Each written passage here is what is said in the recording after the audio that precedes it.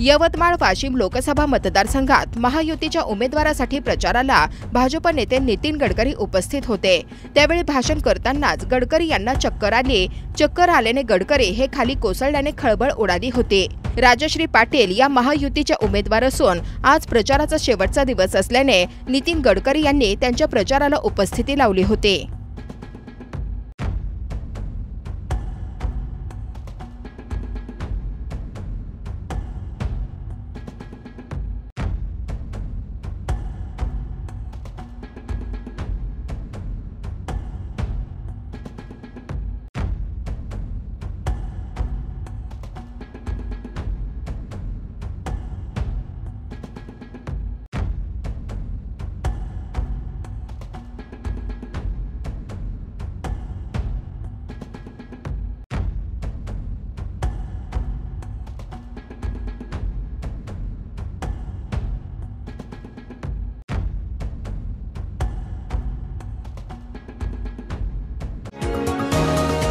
तुम्ही पाहत आहात विस्टा न्यूज मराठी।